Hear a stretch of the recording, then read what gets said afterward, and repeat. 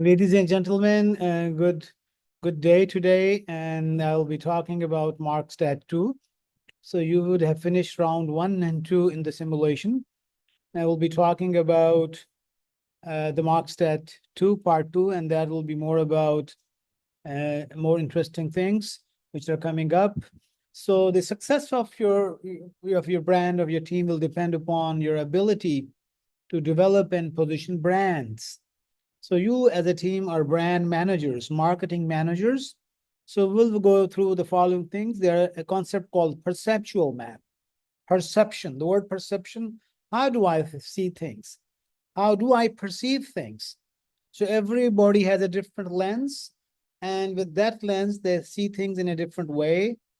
So we will want to know, how do people perceive our product? If this is my tech product, how do people perceive it in terms of quality, price, design, packaging? And we will see, can we change that positioning through advertisement? Can we do some positioning to R&D?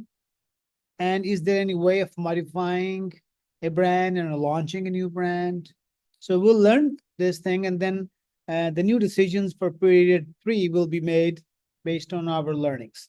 So we'll be here, stay with me. So consumers make purchase decisions based on their perception of their brands. So a typical coat or a bag or a cup or a mug, people have a certain perception. My wife was saying that I don't want this mug. This is Stevenley's mug. I want that one because that is being produced in the United States. So similar mugs were there, but she was insisting because she had a certain perception. So the companies, how do the companies perceive in a different way? Companies, when they perceive and they compare, this is company A. This is one typical company which has various brands. So when they compete among this is brand A, they look at other brands from their own attributes. They have their own qualities, Eigenschafts. So this company is comparing like this, but consumers' perception of brands is different. They tend to classify the brands versus competing ones based on their technical attributes and price. This is the firms, they do this. However, when it comes to making a buying decision, consumers are more influenced by the perception of brands than their actual features. The perception, how are they perceiving, how they are looking at things, is primarily driven by their most important needs, and it can be based on subjective information. So in this case, it's more linear. In this case, it's two-dimensional, and we will see that these two-dimensional things are called brand maps. So we have two types of maps here. We call the perceptual map, and the next one is brand map. So perceptual map is a valuable tool for visualizing brand positioning, perception. So in this case, for example, we have various segments. So in the Explorer segment is the ideal point for the ideal points which people want in their minds. What is in their mind is on need one, like they would like to have it here. Need one is like this. And on need two, it is this. So if you bring these coordinates together, so this is the ideal point for explorers. So this is the point by advertisement or R&D, you have to bring your brand here. Now, for example, this Tops brand, people perceive Tops to be at this point. They perceive it is not ideal, it's far away. So your job is to do whatever you can through advertisement, through R&D, to bring this positioning right here to the ideal positioning. So you have to, this is your job, to do enough marketing, R&D to bring Tops near to the ideal thing. And same is the case, for example, high earners. The high earners brand told is very close, actually, amazing. So those people who are from Loop or the Loop brand or the Tone brand, they're also close by. Mood is far, Soon is far. So they have to do a lot of effort to come here.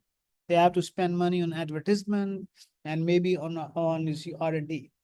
So you will be able to use the perceptual map available in, there's a concept called multi-dimensional scaling.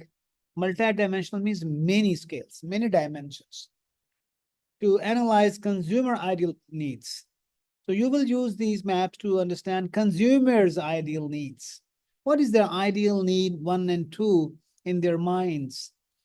And so these are basically, you will know about three needs: economy, performance, and convenience. So at one point you have two, you can change and when you go and see the charts, you can change them. So you can see between economy and convenience, performance and economy, and so on. The biggest circles represent the ideal points. I've told you earlier. The study differs from the semantic scales. There's another study which is called the semantic scales. And in that case, we go into the characteristics.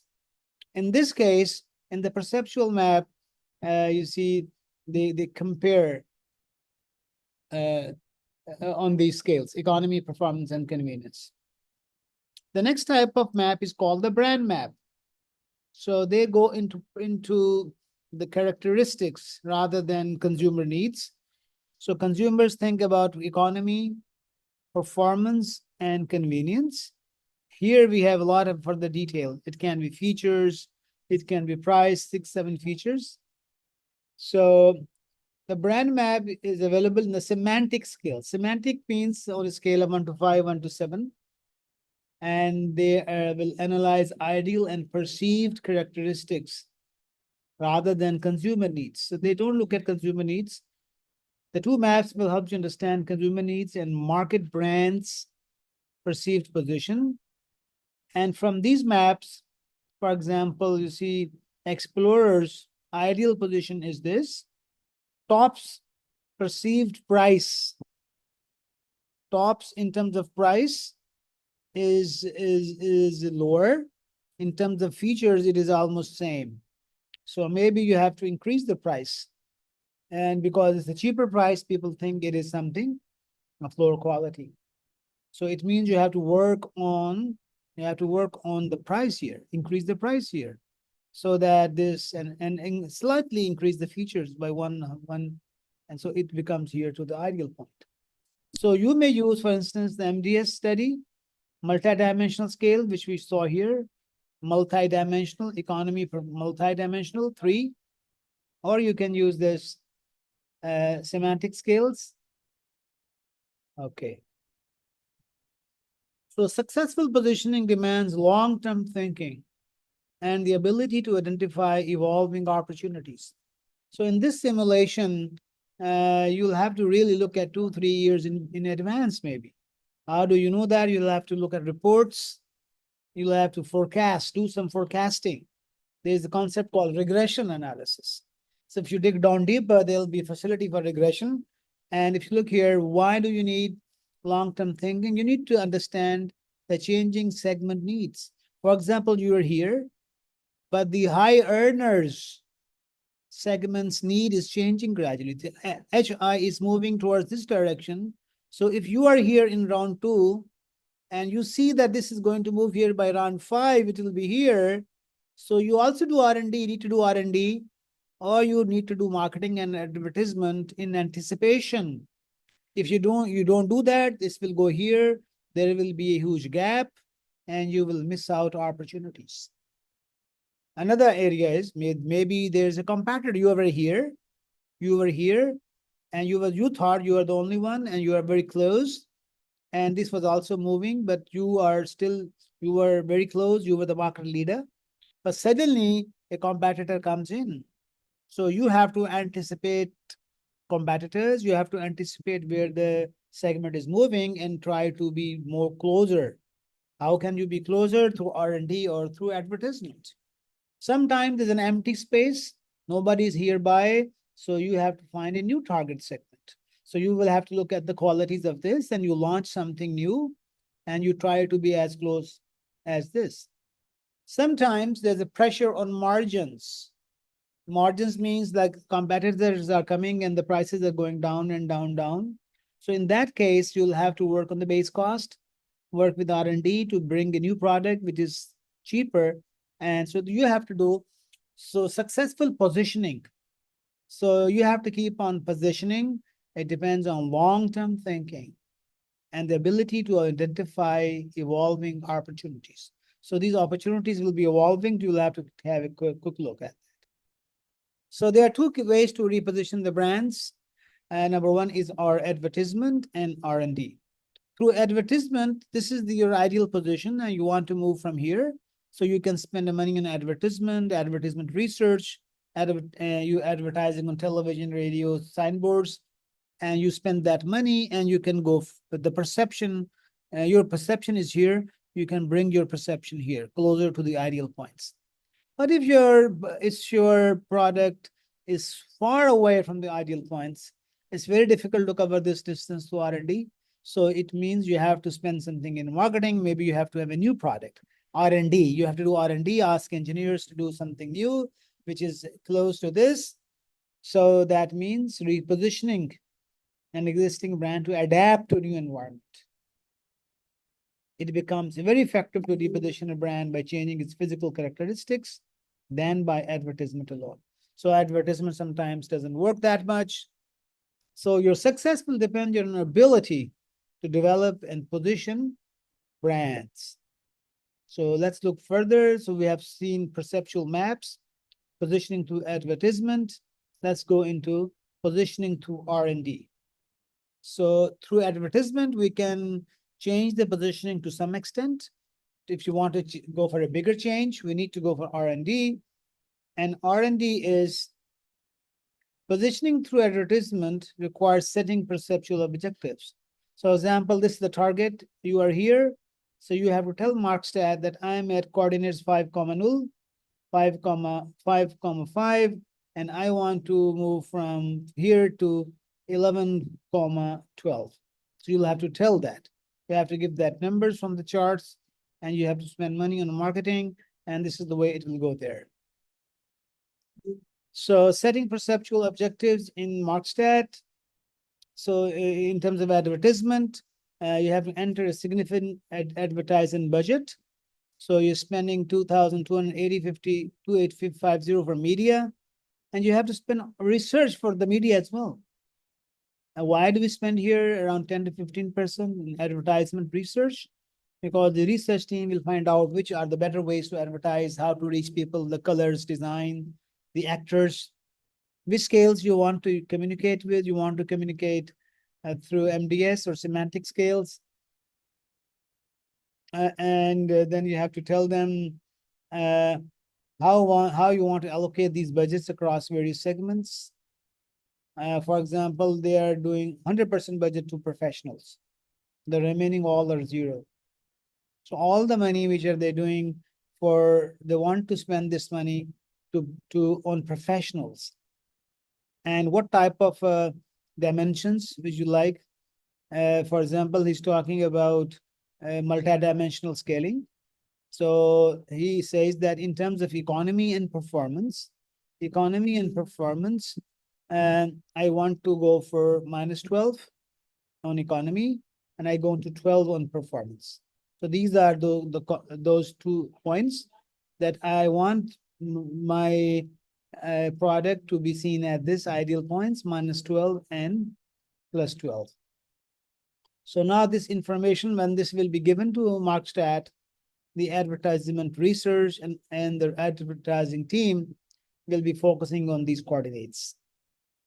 So a positioning strategy will work if you enter a significant advertisement budget with 10 to 15% allocated to research. Great. So let's go further. Your ability to develop and positioning brands. So let's go through how to match brand characteristics to consumer needs.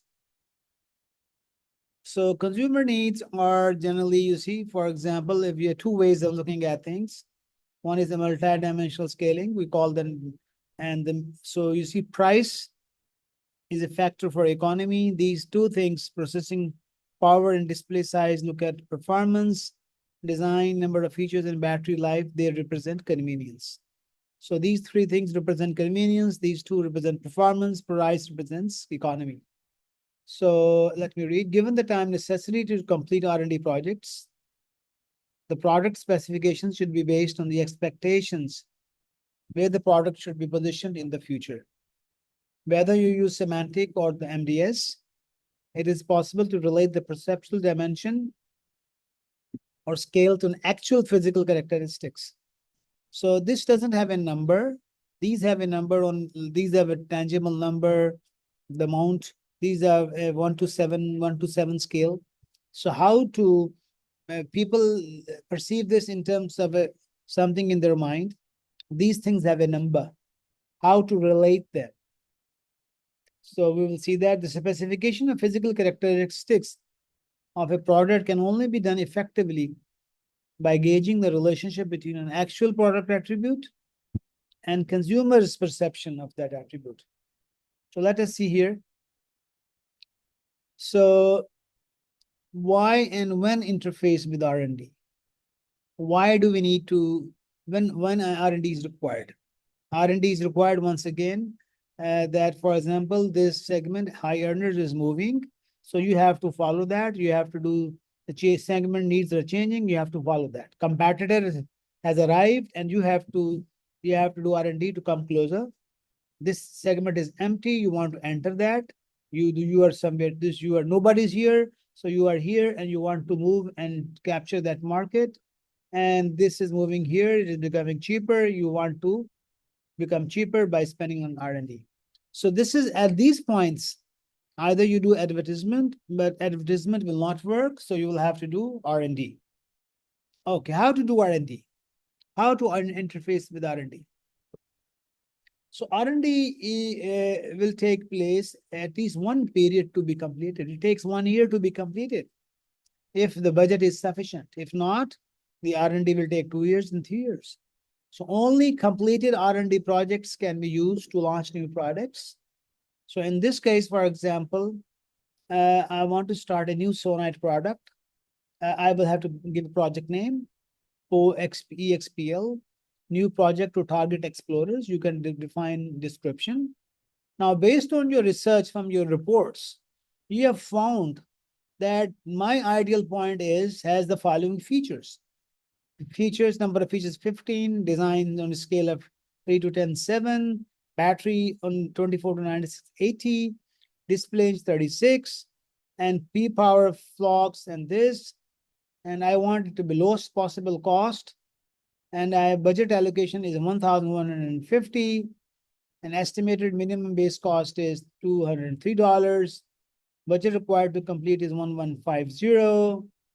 And then initiate feasibility study or budget, you will come to that. So this is the way you create that the request to R&D that please make a project of these features of these numbers, and I will do it in 1 year so that next year I will sell it into the market.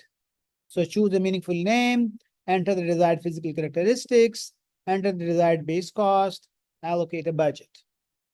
Okay, how to translate, how to get these numbers, this 7, 80, 36, how to get these numbers actually.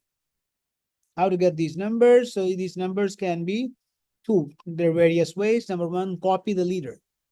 If there's a leader who's the market leader, you can go and find out, like told, like here, high earners, told is the market leader.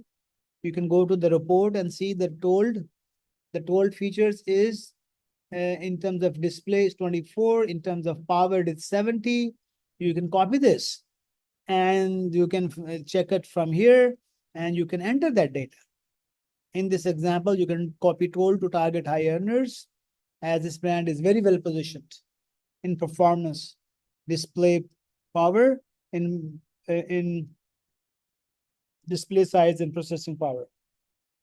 In this example, told has the best perceptual position for the high earners. You may look at its physical characteristics in the market report. So this is the way. And the second thing is that there are some charts available.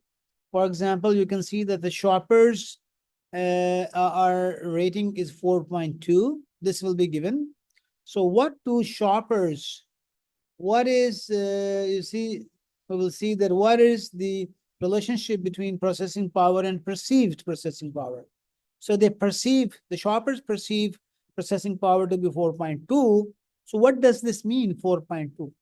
What does 4.2 means? I can't tell engineers 4.2. So I have to tell them a number. So this chart will be available. You go to this chart and you will find out that at 4.2, it is 56, 57. So I can say 56 gigablocks, please make a product which has 56 gigaflops. Okay. This graph is available in the semantic scale study. Around suggests that around 56 gigaflops would match the need of shoppers. So learn more about this graph in the handbook. So in terms of Vodite market will be new. Maybe we will be starting in round 4.